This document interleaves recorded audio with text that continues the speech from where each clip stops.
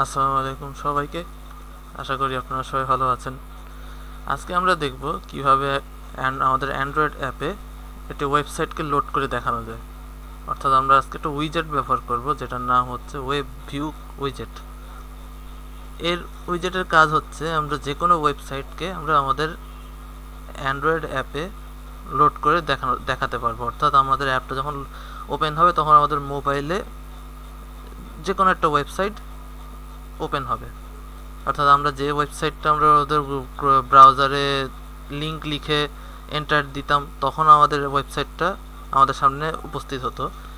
সেই ওয়েবসাইটটাই আমরা এখন আমাদের অ্যাপে, যখন আমরা জাস্ট অ্যাপটাকে আমরা ট্যাপ করব, অ্যাপটা ওপেন হবে, সাথে সাথে অ্যাপের ভিতরে ওয়েবসাইটটা প্রদর্শন হবে। তো চলুন সেটাই আজকে আমরা দেখি। তো আপনাদের জন্য নতুন করে একটা প্রজেক্ট ওপেন করা আছে, সব কিছু রেডি করা। এখানে জাস্ট কনস্ট্যান্ট লেআউটটাকে আমি লিনিয়ার লেআউট করে দেব ফার্স্টেই।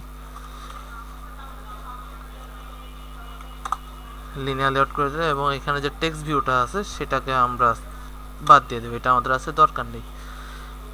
এই জায়গায় আমরা একটা নতুন উইজেট নিব, সেটা হচ্ছে ওয়েব ভিউ উইজেট।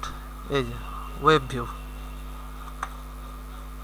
এবং এটার উইড আমরা দিয়ে দেবো ম্যাচ প্যারেন্ট, হাইটও ম্যাচ প্যারেন্ট, অর্থাৎ আমাদের ফুল স্ক্রিনটাই আমাদের ওয়েবসাইট আকারে দেখাবে।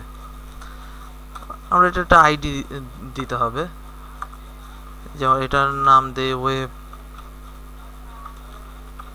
ভিউ নাম দিয়ে দিই এবং এটাকে আমরা কমপ্লিট করে দিলাম। এখন আমাদের এখানকার কাজ শেষ। জানি এখানে কিছুই দেখাচ্ছে না, জাস্ট এখানে একটা ওয়েব ভিউ লেখা দেখাচ্ছে, কারণ এটা আমাদের যখন আমরা রান করব তখনই দেখাবে। এখন আমরা আমাদের জাভা ফাইলে যাব, অর্থাৎ যে মেইন অ্যাক্টিভিটির জাভাতে ফার্স্ট অফ অল আমাদের এই ওয়েব ভিউটাকে গেট করতে হবে, অর্থাৎ ফাইন্ড করতে হবে। তো তার জন্য আমরা একটা অবজেক্ট বানিয়ে নিই ওয়েব ভিউর আন্ডারে, ওয়েব ভিউ। তো এটা আমাদের হয়ে গেল। এখন আমরা এটাকে ফাইন্ড করব, অর্থাৎ web view equal find view by ID R dot ID dot web view. Okay, fine, হয়ে গেল। এখন আমাদের এই ওয়েব ভিউটাকে নিয়ে আমাদের কাজ করতে হবে। আমাদের এইটাকে আমরা এখন ইউজ করব বিভিন্ন, এবং এইটাকে আমরা ইউজ করে আমরা এর ভিতরে একটা ওয়েবসাইটের লিঙ্ক অ্যাড করে দেবো, দেন আমাদের অ্যাপে ওয়েবসাইটটা লোড হবে। ফল আমাদের এই যে ওয়েব ভিউর যে সেটিংসটা, এই সেটিংসটা আমাদের সেট করে, বা ওয়েব ভিউর যে সেটিংসটাকে অ্যাক্সেস করতে হবে।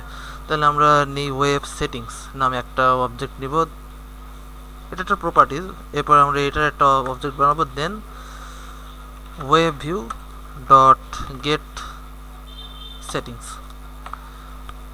ফাইন, তাহলে আমরা ওয়েব ভিউর সমস্ত সেটিংস আমরা এখন এইখানে পেয়ে যাব। এরপর আমাদের web settings dot set JavaScript enable, এটাকে আমাদের ট্রু করে দিতে হবে। এটা কেন করতেছি? আমাদের ওয়েবসাইটে বিভিন্ন জাভাস্ক্রিপ্ট কোড থাকতে পারে, ব্যাকএন্ডে জাভাস্ক্রিপ্ট রান করতেই পারে। তো সেই জাভাস্ক্রিপ্টটা যাতে আমাদের অ্যাপে নেটিভলি রান করে, আমাদের অ্যাপ তো জাভাতে বিল্ড হচ্ছে ব্যাকএন্ডে, তো সেই জাভার সাথে জাভাস্ক্রিপ্ট যাতে নেটিভলি রান করে তার জন্য আমাদের জাভাস্ক্রিপ্টটাকে ইনেবল করে দিতে হবে, এবং এটার ভ্যালু ট্রু করে দিলাম। এরপর আমাদের একটা ক্লায়েন্ট লাগবে, web view dot set web view client, new web view client. এরপরে আমাদের যেটা করতে হবে, কাঙ্ক্ষিত যে ওয়েব লিঙ্কটা অ্যাড করে দিতে হবে, যে web view dot load URL, এবং এখানে আমাদের এই প্যারেন্থিসিসের ভিতরে আমাদের যে কোনো ওয়েবসাইটের লিঙ্ক দিলেই হবে। তো আজকে টিউটোরিয়াল অনুযায়ী আমরা যেটা ইউজ করব, এই যে আমাদের ওয়েবসাইটটা লোড হচ্ছে, এটা আমি যে ইনস্টিটিউটে পড়ছি, ISTT, institute of science student technology, এই ওয়েবসাইটটাকে আমরা আজ ইউজ করব। এবং জাস্ট কিছুই না, আমরা এই লিঙ্কটাকে কপি করে নিলাম এবং আমরা এখানে পেস্ট করে দেব। সরি, পেস্ট এভাবে করলে হবে না, আমাদের কোটেশনের ভিতরে পেস্ট করে দিতে হবে। ওকে ফাইন, আমাদের অ্যাপ মোটামুটি শেষ। আমাদের অ্যাপের কাজ মোটামুটি শেষ। এখন আমরা এটাকে যদি লোড করি, তার আগে আমি আমার স্মার্টফোনটাকে কানেক্ট করে নিব। আমার স্মার্টফোনটা কানেক্টেড আছে। এখন আমি যদি এখন রান করি, তাহলে আমাদের অ্যাপটার কি অবস্থা সেটা আমরা এখন জানতে পারবো। এই যে আমাদের অ্যাপের বিল্ড হচ্ছে, গ্রেডেল বিল্ড রানিং, একটু সময় লাগবে। এই আমাদের অ্যাপটা রান হচ্ছে এবং দেখতেই পাচ্ছেন আমাদের অ্যাপে আমাদের আইসিটির যে ওয়েবসাইটটা এটাও সম্পূর্ণ লোড হয়েছে এবং সম্পূর্ণ পেজই সমস্ত ওয়েবসাইটটি কাজ করছে। তো আমরা যদি কোনো একটা পেজে যাই, লাইক এখান থেকে যে কোনো একটা পেজে যাব, লাইক আচ্ছা, এই ক্ষেত্রে ব্যাপারটা যেটা হচ্ছে, এই যে আমাদের ওয়েবসাইটটা এখন কাজ করছে না। এটা হওয়ার কারণ হচ্ছে কি, আমাদের ওয়েবসাইটের যেহেতু ইন্টারনেট থেকে লোড হচ্ছে, তাহলে এই ক্ষেত্রে আমাদের ইন্টারনেট পারমিশনটা দিতে হবে।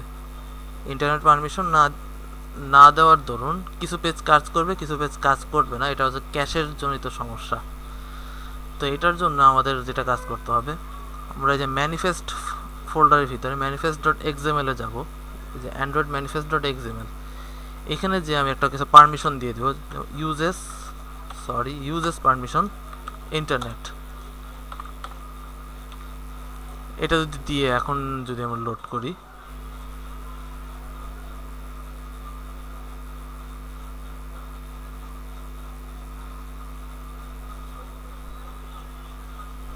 তো এই যে আমাদের পেজটা লোড হলো। এখন আমি এখন একটা পেজে যদি যেতে চাই, এই যে এখন আমাদের পেজটা কাজ করছে। আমরা যে কোনো পেজে যদি যেতে পারি, এই যে আমাদের সমস্ত পেজই এখন ঠিকঠাক মতো কাজ করছে। তবে একটা কিছু সমস্যা এখানে আমরা সম্মুখীন হব। আমরা তো আছি এখন অ্যাকাউন্টস অফ ফাইন্যান্স পেজে। এখন আমি যদি চাই যে স্মার্টফোনের যে ন্যাভিগেশন অর্থাৎ ব্যাক বাটন যদি আমি ক্লিক করি বা ব্যাক স্লাইড যদি করি, তাহলে দেখবেন পুরো অ্যাপটাই অফ হয়ে যাবে। এই যে আমি এখন যদি করি, এই যে পুরো অ্যাপটাই অফ হয়ে গেল এবং অ্যাপটাও নতুন করে লোড নিল। এই সমস্যা দূর করার জন্য আমরা আবার জাভা ফাইলে একটু যাব। জাভা ফাইলে এখানে পুরো ক্লাসের বাইরে না, আমরা এই যে অন ক্রিয়েট মেথডের বাইরে আমরা লিখবো যে অন ব্যাক প্রেসড। আচ্ছা, এটা একটা প্রিডিফাইন্ড মেথড জাভার। তো আমরা এটাকে আপাতত কাট করে রাখি, এই লাইনটাকে, এবং আমরা একটা কন্ডিশন চালাই যে if webview dot can go back. মানে কি লিখলাম, যে আমাদের যে ওয়েব ভিউটা আছে এটা যদি এক স্টেপ ব্যাক করতে পারে,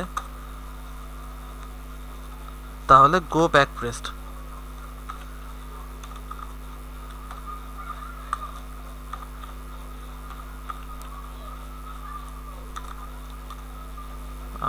আচ্ছা, আমরা এটা এখানে লিখবো ওয়েবভিউ ডট গো ব্যাক। আর যদি এক স্টেপ ব্যাক যদি না হয়, অর্থাৎ যদি হোম পেজেই থাকে আর তখন যদি আমি ব্যাক করি, তাহলে আমরা যে লাইনটা কাট করলাম সেটা আমরা দিয়ে দেবো, অর্থাৎ super dot on back pressed. এখন আমরা এটাকে রান করি। আচ্ছা, আমাদের এই যে ওয়েবসাইটটা লোড হলো। এখন আমি যে কোনো একটা পেজে যাই, যেমন ক্যাম্পাস লাইভে যদি যাই, এখান থেকে এখন যদি আমি হোম পেজে যেতে চাই, ব্যাক বাটন ক্লিক করে ব্যাক স্লাইড করে, এই যে আমরা আবার হোম পেজে চলে আসলাম। তো এই ছিল আজকের ওয়েব ভিউ উইজেটের ব্যবহার। ভিডিও যদি ভালো লেগে থাকে তাহলে লাইক করবেন, কমেন্ট করবেন, আপনার ফ্রেন্ডদের কাছে শেয়ার করবেন এবং চ্যানেলে সাবস্ক্রাইব তো অবশ্যই। দেখা হবে পরবর্তী ভিডিওতে। আসসালামু আলাইকুম।